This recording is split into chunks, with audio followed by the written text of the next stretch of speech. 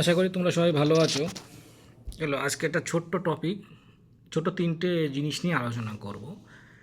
এটা খুব ইম্পর্টেন্ট, সবার বুঝতে কিন্তু অনেক সমস্যা হয় এই জিনিসটা নিয়ে। অনেকে গুলিয়ে ফেলে, অনেক জায়গায় দেখে কিন্তু ঠিকঠাক করে বুঝতে পারে না। ঠিক আছে, সেটা নিয়ে আজকে একটা ক্লিয়ার কনসেপ্ট দেওয়ার চেষ্টা করব। এটা পরীক্ষায়ও খুব থাকে।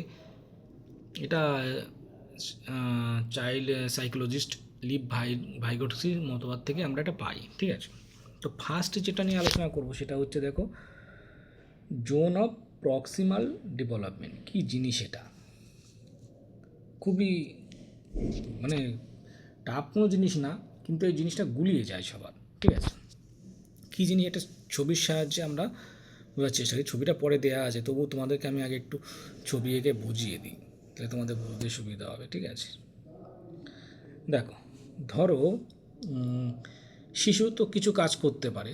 ধরো এই অংশটা শিশু যে কাজটা সে করতে পারবে নিজের থেকে।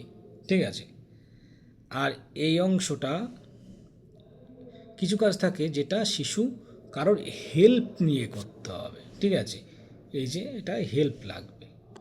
আর কিছু কাজ আছে যেটা সে কারোর হেল্প নিয়েও করতে পারবে না। ঠিক আছে, যেমন এটাকে ইম্পসিবল দিয়ে আমি ডিনোট করছি, মানে এই অংশটা ইম্পসিবল, শিশুর পক্ষে করা সম্ভব না। তাহলে দেখো, এইটুকু অংশ সে নিজে করতে পারছে, এই যে ছোট্ট সার্কেলটা। তারপরে এই অংশটা সে কারোর হেল্প নিয়ে করতে পারছে, আর এই অংশটা তারপরে কিছু কাজ আছে সে কারো কেউ হেল্প করলেও করতে পারবে না। যে অংশটা সে কারোর হেল্প ছাড়া করতে পারছে, এই অংশটা, সেটাকে বলবো আমরা জেড-পি-ডি বা জোন অফ প্রক্সিমাল ডেভেলপমেন্ট। ঠিক আছে, দেখো এখানে সেটাই লেখা আছে। Zone of proximal development is an important concept that relates to the difference between what a child can achieve independently and what a child can achieve with guidance and encouragement from a skill partner. ঠিক আছে, তো এটা মনে হয় পরে ভালো করে ছবি করে আঁকা আছে, দেখা যাক তো পরে কী দেওয়া আছে। হ্যাঁ, দেখো এখানে দেওয়া আছে আর ভালো সুন্দর করে। এই যে এই অংশটা আছে, এটাকে কি বলছে? Stuff learners can do. ZPD মানে এই অংশটা stuff learners can do with support, মানে কারোর হেল্প নিয়ে করতে পারে। জেডপি মানে কারোর হেল্প নিয়ে যে কাজটা করতে পারছে। আর এই যে বি অংশটা, এটা কি বলছে?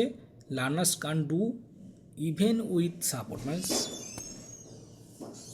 যেটা সাপোর্ট পেলেও করতে পারবে না। বি অংশটা, এই দুটোর মধ্যে যে গ্যাপটা আছে, কারোর হেল্প নিয়ে যে কাজটা করতে পারবে তাকে বলা হবে জেডপিডি। ঠিক আছে, তাহলে জোন অফ প্রক্সিমাল ডেভেলপমেন্ট নিয়ে নিশ্চয়ই আর কোনো কারোর সমস্যা থাকবে না। নেক্সট, এবার দেখো কী বলছে জোন অফ জেডপিডি নিয়ে আরও কিছু কথা বলেছেন ভাইগটস্কি। কী বলছেন? This is the gap between what a child can do alone and what they can do with help, সেটাই বলা হয়েছে। Learning happens most effectively in this zone with support of MKO. এবার আর একটা আমি যে টপিকটা বলেছিলাম সেটা চলে আসলো, এমকিও। তার আগে দেখো কী বলেছে, যে ভাইগটস্কি বলছেন যে এই যে জোন অফ জেডপিডি যে অঞ্চলটা আছে, এখানেই সবার লার্নিংটা সব থেকে এফেক্টিভলি হয়। কেন হয়? কারণ আমরা যখন শিখি কোনো নতুন ক্লাসে বা প্রত্যেকটা ক্লাসেই শিক্ষকের সাহায্য নিয়ে আমরা শিখি, তাই না? আমরা এমন না যে আমরা শিখতে পারবো না, শিক্ষক শেখালেও শিখতে পারবো না, পারবো, কিন্তু আমাদের শিক্ষকের হেল্প দরকার। তার মানে আমরা জেডপিডিতেই সব কিছু শিখি। নিজে যেটা জানি তো সেটা ঠিকই আছে, যেটা জানি না সেটা শিক্ষক আমাদেরকে হেল্প করবে তাই শিখবো। ঠিক আছে, তাহলে আমরা জেডপিডিতেই সব কিছু শিখি। জেডপিডি অঞ্চলটা আমাদের ক্ষেত্রে খুব গুরুত্বপূর্ণ। এরপরে যেটা চলে আসছে সেটা দেখো এমকিউ। এমকিউ মানে হচ্ছে মোর নলেজ আদার। ঠিক আছে, এমকিউর ফুল ফর্ম কী দেখো? মোর নলেজ আদার। এটা শুনেই বোঝা যাচ্ছে, মানে কি আমার থেকে যদি কারোর কোনো জ্ঞান বেশি থাকে বা জানে সে, তাহলে সে আমার থেকে বেশি জানে, তো তার থেকে আমি শিখতে পারবো। তাহলে MKO মানে কি, আমার থেকে কারোর থেকে যদি অন্য কেউ বেশি জেনে থাকে, যেমন শিক্ষক কিন্তু সবসময় ছাত্রদের কাছে কি MKO, ঠিক আছে, শিক্ষকের কাছ থেকে আমরা শিখতে পারবো। তার মানে ওই MKO আমাদের ছাত্রদেরকে হেল্প করছে, তার ফলে ওই জেডপিডি যে অঞ্চলটা আছে সেই জেডপিডি অঞ্চলে ছাত্ররা শিখতে পারছে। দেখো এখানে এক্সাম্পলে কি বলেছে, a child can ride bicycle alone but can do its with their self their task of their ZPD, ঠিক আছে।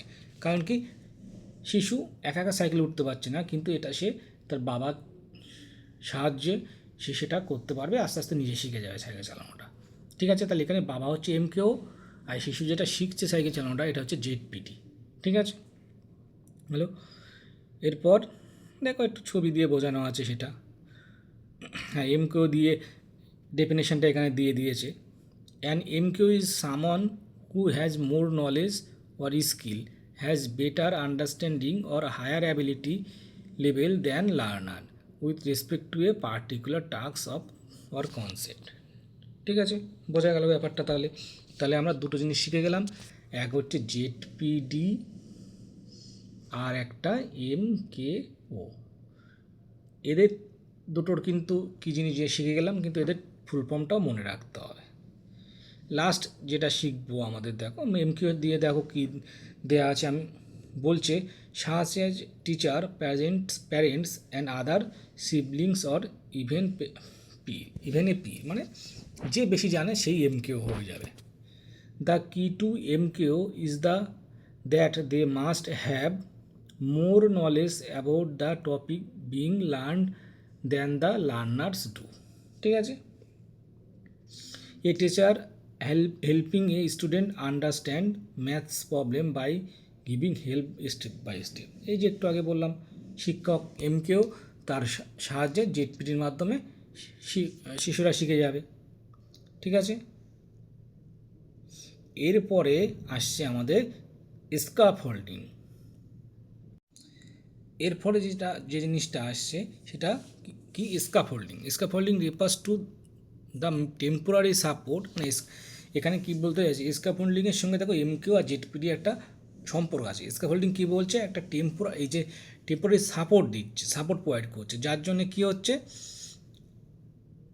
কার মাধ্যমে দিচ্ছে সাপোর্টটা, MKOর মাধ্যমে। মানে স্ক্যাফোল্ডিং হচ্ছে একটা সাপোর্ট যেটা MKOর মাধ্যমে আসছে, যার মাধ্যমে জেডপিডি গড়ে উঠছে এবং শিক্ষার্থী শিখতে পারছে। তার মানে কি, MKO মানে কি, যে দেখো তাহলে ভালো করে এটা জিনিসটা একটু বোঝা যাক, মানে এই তিনটের মধ্যে কি ইন্টার রিলেশন কী। এক হচ্ছে প্রথমে শুনলাম আমরা জেডপিডি,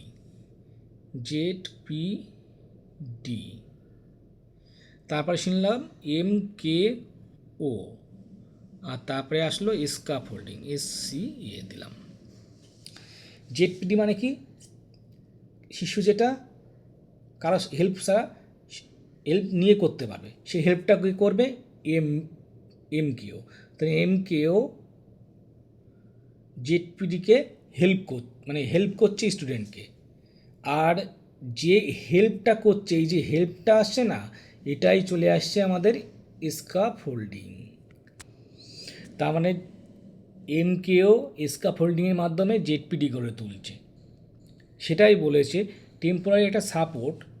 স্ক্যাফোল্ডিং মানে একটা টেম্পোরারি একটা সাপোর্ট যেটা MKO দিচ্ছে কাকে, লার্নারকে, যার জন্য জেডপিডির মাধ্যমে ওর একটা শিক্ষা কমপ্লিট হচ্ছে বা একটা জিনিস জানা কমপ্লিট হচ্ছে।